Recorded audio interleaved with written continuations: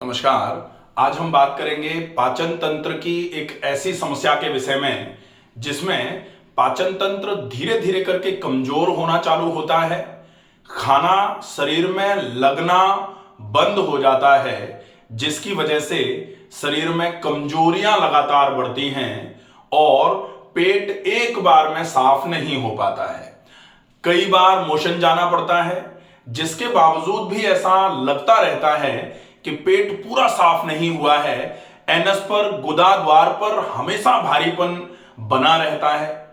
या फिर जब लगातार खाना अपच की कंडीशन में रहता है, जब खाना लगातार बहुत दिनों तक पचता नहीं है, तो पेट में भारीपन बना रहता है, सीने में भारीपन बना रहता है और साथ में धीरे धीरे करके आंतों में सूजन आ जाती है, जिसकी वजह से भारीपन जो है वो सीने से सिर तक पहुंचता है।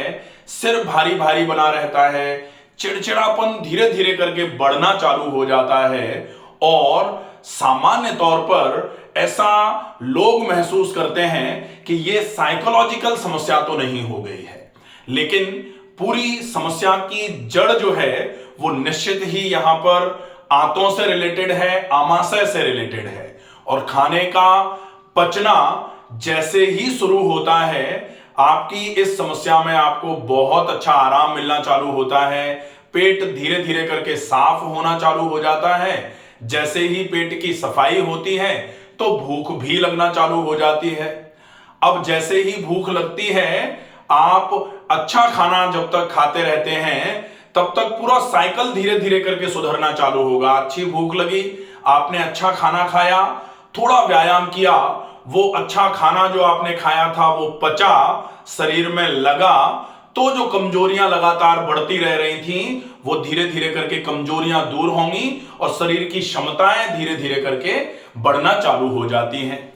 इसमें सामान्य तौर पर सबसे ज्यादा ध्यान में रखने वाली बात जो होती है कि इस समस्या को ठीक करने के लिए आपको किन बातों का विशेष ध्यान रखना है। तो आज हम आपको 5 ऐसी चीजें बताएंगे जिनका ध्यान अगर आपने रख लिया तो यह समस्या धीरे धीरे करके जड़ से खत्म हो जाएगी। इस समस्या की जड़ धीरे धीरे करके खत्म हो जाएगी तो समस्या पूरे तरीके से स्वतः अपने आप शरीर से दूर हो जाएगी। सबसे पहले नंबर पर जैसे ही पाचन तंत्र की कमजोरी का मामला सामने आता है, हम सबसे पहला जो पॉइंट है जो सामान्य तौर पर सबके मन में आता है वो है खाना, आहार। हम क्या खाएं कि पाचन तंत्र मजबूत हो जाए, हम क्या खाएं कि हमारे शरीर की कमजोरियां दूर हो जाएं। तो सबसे पहले खाने में जो चीज आती है वो होती है खाने की क्वालिटी। अगर आप खाने की क्वालिटी ठीक रखते हैं तो सामान्य तौर पर ऐसा माना जाता है कि अच्छा खाना खाने वालों का शरीर अच्छा रहता है। लेकिन केवल क्वालिटी पर ही बात खत्म हो जाए यह गलत होगा। और सामान्य तौर पर लोग केवल क्वालिटी की बात करते हैं, हम तो बहुत अच्छा खाते हैं फिर हमको कमजोरी क्यों, या फिर हम तो बहुत अच्छा खाते हैं फिर हमारा पाचन तंत्र कमजोर क्यों। तो क्वालिटी एक फैक्टर हो सकती है, लेकिन यही अकेला एक फैक्टर है ऐसा नहीं है। क्वालिटी में आप खाने में कैसा खाना खाएंगे, क्या आपको चुनना चाहिए, वो होता है कि आप क्या खा रहे हैं। तो सामान्य तौर पर आजकल ऐसा कोई नहीं होगा जो क्वालिटी को कंप्रोमाइज करके खाए। अगर अनायास या फिर जानकारी के अभाव में कहीं क्वालिटी में खराबी कोई दे दे तो जरूर, लेकिन चाहते हुए कोई भी खराब क्वालिटी का खाना नहीं खाना चाह रहा है। तो क्वालिटी तो सामान्य तौर पर चाह करके तो कोई खराब नहीं लेगा, अच्छी क्वालिटी का खाना ही लोग खाने का विचार मन में रखते हैं। लेकिन किसके लिए क्या जरूरी है वो ध्यान में रखने वाली बात है। जैसे कमजोरी हो और कोई अखरोट खाए तो अखरोट निश्चित ही कैलोरी वाइज बहुत अच्छे हैं, लेकिन कमजोरी अगर ज्यादा है, पाचन तंत्र अगर कमजोर है तो पाचन तंत्र कि कमजोरी के केस में अखरोट पचा ही नहीं पाएगा पाचन तंत्र, तो फिर ये अखरोट खाना बेकार हो जाएगा। तो फिर यहां क्वालिटी मैटर नहीं करेगी। तो आपको क्या खाना है, उसकी क्वालिटी कैसी होनी चाहिए, इस पर ध्यान जरूर रखा जाए। अच्छी क्वालिटी की चीजें हैं, लेकिन आपको क्या खाना है, आपके लिए उसकी मात्रा कितनी है, ये दूसरे नंबर पर सबसे ज्यादा फॉलोअप में रखने वाली चीज है, जिसको बोला जाता है क्वालिटी के बाद क्वांटिटी। क्वांटिटी मतलब मात्रा। मात्रा मतलब किस चीज को आपको कितनी मात्रा में खाना है।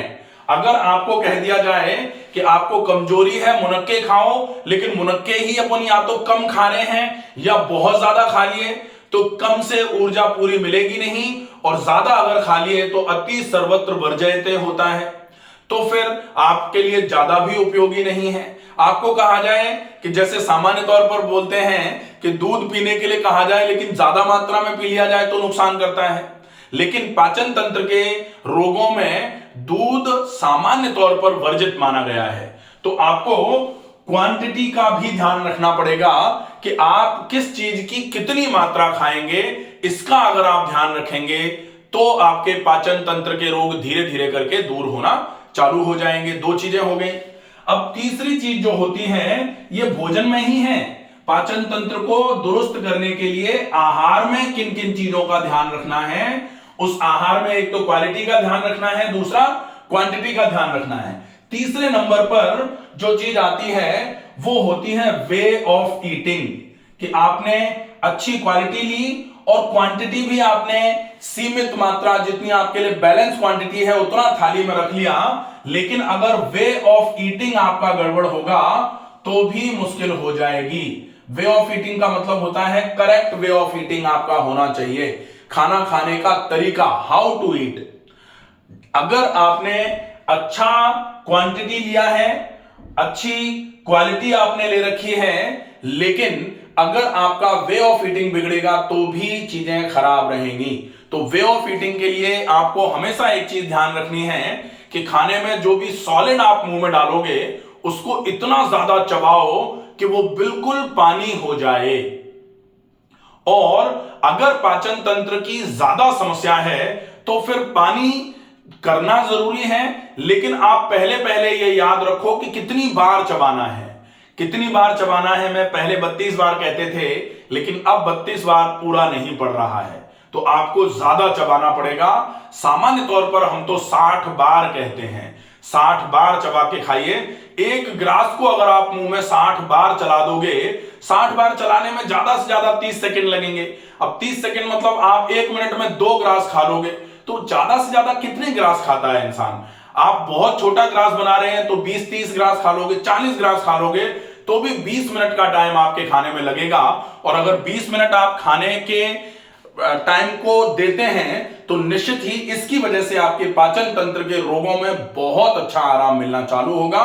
तो ये बहुत नुकसान का सौदा नहीं है। आपको खाना खाने के एक बार में 20 मिनट अगर आप लगा रहे हो तो 20 मिनट का टाइम जो है वो आपके लिए बहुत उपयोगी साबित होगा। इस 20 मिनट की वजह से आपको बहुत अच्छा लाभ होना चालू हो जाएगा। ठीक है, तो वे ऑफ ईटिंग। ठीक है, अब इसके बाद आता है कॉम्बिनेशन। कॉम्बिनेशन का मतलब होता है कि आपको किस चीज के साथ क्या चीज खानी है। ये बहुत पुराने समय से साथ में चली आ रही चीज थी, लेकिन आजकल कॉम्बिनेशन का ध्यान बिल्कुल भी नहीं रख रहे लोग। किसके साथ क्या खाना है, किसके साथ क्या नहीं खाना है। कॉम्पैटिबल फूड, इनकॉम्पैटिबल फूड मतलब आपके लिए जो जरूरी है वो मात्रा, वो क्वालिटी आप सही तरीके से भी खा रहे हैं, लेकिन अगर दो बेमेल आहार को मिलाकर के अगर आप खाएंगे, जिनका मेल नहीं है आपस में, उन चीजों को मिलाकर के आप अगर खाओगे तो निश्चित ही ये आपके लिए प्रॉब्लम हो जाएगी। इसलिए आपको ये ध्यान रखना पड़ेगा कि आप कॉम्पैटिबल फूड जो एक दूसरे के साथ मिलाकर के खाए जा सकते हैं उनका ही ध्यान रखें, उनको ही मिलाकर के खाएं। आप दो विरोधी आहार मिलाकर के अगर खाएंगे तो एक कहावत होती है, विरुद्धम अपिच आहारम विद्यात विषगरोपमम।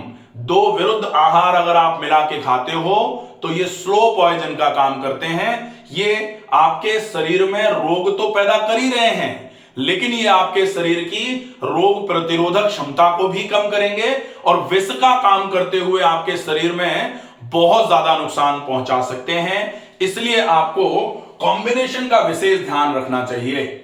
जैसे सामान्य तौर पर आजकल लोग रायता और खीर साथ में खा लेते हैं, या फिर दूध के साथ खट्टी चीजें साथ में खा लेते हैं, या फिर ये जो विरुद्ध आहार है ये 18 प्रकार का होता है। मेरे नाम से जो चैनल है इसमें आपको विरुद्ध आहार की पूरा का पूरा प्लेलिस्ट मिलेगी, जिसमें पूरे विरुद्ध आहार बताए हैं 18 प्रकार के। किस चीज को किसके साथ मिला के खाना चाहिए, कौन सी चीज को कब नहीं खाना है। जैसे सामान्य तौर पर आप सबने सुन रखा होगा कि सलाद और फलों को शाम के समय या रात के समय नहीं खाया जाना चाहिए, क्योंकि ये काल विरुद्ध होते हैं। समय किस चीज को किस समय खाने का अलाउ कर रहा है, इस चीज को आपको ध्यान में रखना पड़ेगा।